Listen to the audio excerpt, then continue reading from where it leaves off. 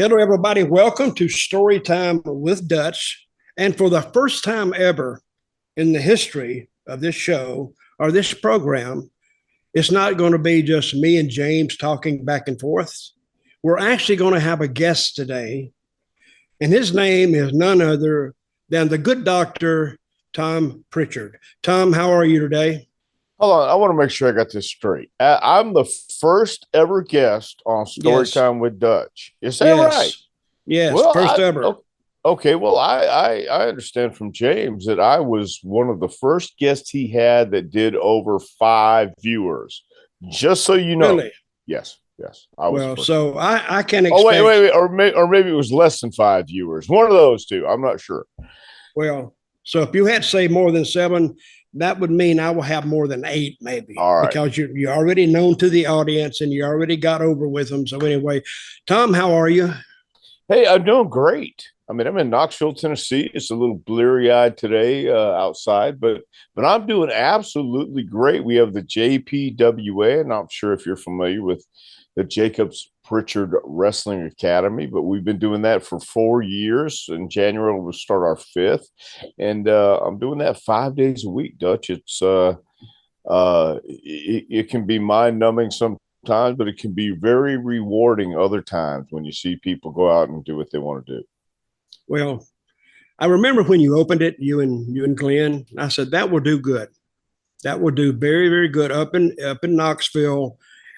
And I was glad to see you open it, because how many wrestling schools have you seen that somebody needs to be training the trainers? Well, They didn't do anything in wrestling, but yet are trying to train a whole class of kids, and they don't even know what they're doing. well, that's because they've never seen it, and they know only what they've seen and only what they watched on TV, and they think if they can watch it on TV, they can do it and figure it out. And nobody's actually taking the time. The days of having a veteran take you in the ring and teach you actual during a match, on the job training doesn't exist anymore. And really, that's the way you learn, and that's the way I learned, and that's the way. Um, like stand-up comedy, you have to learn, but you also have to see great comedians and great performers to at least steal from and commit larceny, and yeah, and you make it your own, because originality is highly overrated, man. You know that you Of course gotta, it is. yeah, you got to go out there and take something, and then you develop your own style and things like that. But these guys don't even have a clue, because they're watching other guys who don't have a clue. And I don't want to get ahead of myself here, but a lot of guys now don't work for the fans. Right. They work for the other. For the They work for the other guys. See, they don't work for the fans, the 10 or 12 that come in. They work. They work for the dressing room, and they go back and they say, "Wow, man, I love that move you did, even though you fell and broke your neck or broke Yeah. your leg off that dive from the top rope." So if you don't work for the fans, you're not going to get a reaction. You can't hear Well, that dressing room reaction. no, well, that's true. I just think that it's I don't want to beat everybody over the head either, but it's a different business, different day, You don't different give a era, crap. different. You'll beat Yeah. up. You'll Oh, I beat a will. man when he's down. You I, don't care, I'll Tom. put the boost. See, you're right. I don't, but I'm trying to learn how to. I have made so many people cry without even trying. And then I realized that's not the point of a coach. That's not a point of a trainer. You got to give encouragement, and then it's up to them to take it. But at the same time, we can't blame the guys for being born during the era they were born. If they were born during uh, the cartoon era and all that stuff, when things were really going to the extreme, well, okay. And then the other guys who were born in the Attitude Era got to see the guys who grew up on the wrestling that you and I understand and grew up in. That's the stuff they liked. So give me So give me the name of your wrestling school again. it is the Jacobs Prichard Jacobs Prichard. Wrestling Academy, the JPWA.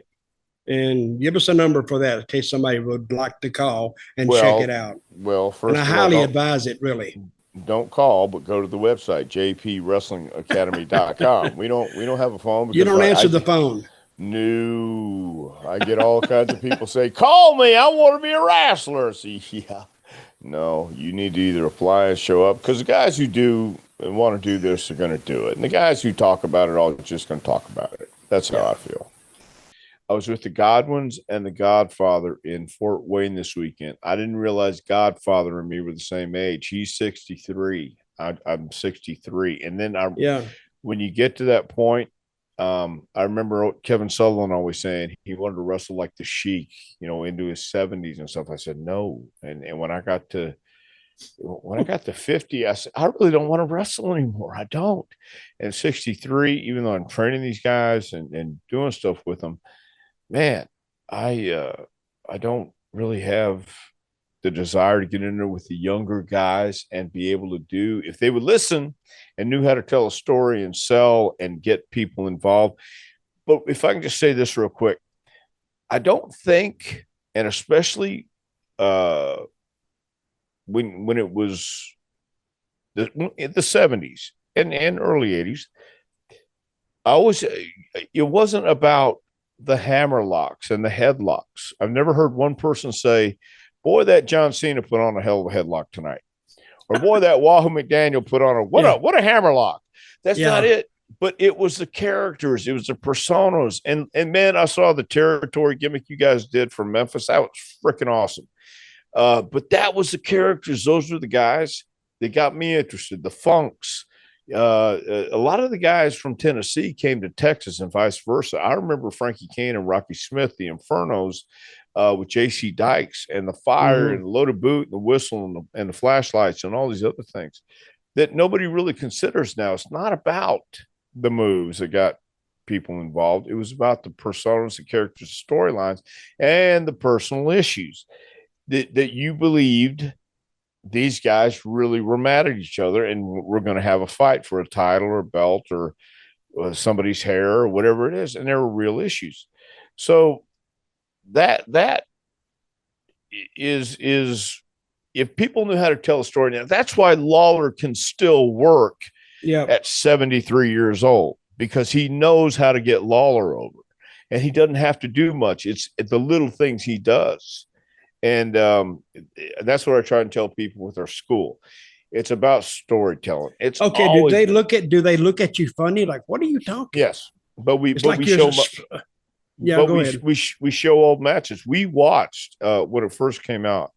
We did the study on the territory show that you guys did, where Jerry's talking about taking out Mario Galante's eye and all these things. I said, guys, these are the things that even though we weren't there and they may sound embellished to you, knowing the people involved. And I heard about another story where was it Dandy Jack who Tojo and Fargo and Jerry Jarrett took care of in another TV studio. I don't know if it's Chattanooga or somewhere else. All these other stories started coming. I'd hear from other people.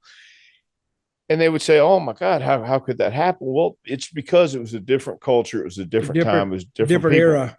Different era. It was the outside fringe. It was people who didn't belong in polite society, so to speak, and people who would say and do these outrageous things. And the nightlife ain't no good life, but it's my life type thing, and you traveled in these cars and you drank, you smoked, you did whatever you did, and you had fun doing it. But that led to what you did in the ring, because what you became outside the ring was authentic. And these days, I'm trying to explain to the guys, yes, you need your high spots. Yes, you need to be modernized. Yes, you need to do all this stuff. But without authenticity, without telling a story, without having something interesting about you, you created Dutch Mantell. You created the daggum mustache and the hair and the freaking whip and all that stuff. There's nobody that can do that except you. I couldn't grow a beard like that. I couldn't do this stuff. I couldn't tell the stories you could tell. But people have to get into their own rhythm, their own flow, and they got to find out if they're authentic or if they're made for this or not. And some people aren't. When I started in the business, like old time promoter like Nick Goodless, you'd come back. He said, "Quit that damn wrestling out there." Don't wrestle. He said, do something, fight, dude, get on the floor, yes, get them up, get them up. But you have to have a foundation, though. You have to know how to do something if you get lost. And I'm not saying because Bruiser Brody wasn't going to be reversing hammerlocks. Okay. No. And that wasn't what he's supposed to do. Jerry Lawler could wrestle, could do all that stuff, but it's the in-between stuff that made it. It wasn't all the moves. It was the facials. It was the pulling the strap down. It was the whipping. A prime example is Handsome Jimmy. Yes. Handsome Jimmy doesn't know a wrist lock from a wristwatch. Right. But he didn't have to because he entertained them. He'd dance around to the ring, have like a 90-second match. His music would hit, he'd dance back, and that was his deal. And the people were all up and dancing.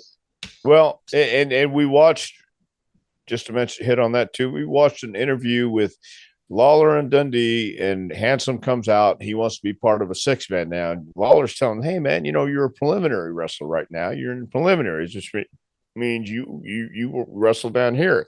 And then they get in a little heated argument, and Lawler's saying things that you can't say today about Jimmy's earring, and he's saying these politically incorrect things that, oh my God, you'd be canceled for. But people believed it because it was authentic. They're working, but they're shooting. They're thinking shoot, but they're working. And you're right. It was the colorful characters. And if it had a semblance of simulated violence or violence or something, just a semblance of it, that was great. But the other part is what made it all come together. The in-between stuff. It was the from the promos to Lawler riding out on a horse, or Dundee wiping people out on the front row on his motorcycle. It didn't matter. It was a spectacle. It was something people wanted to come and see because it wasn't your average person. These guys, you guys, were larger than life.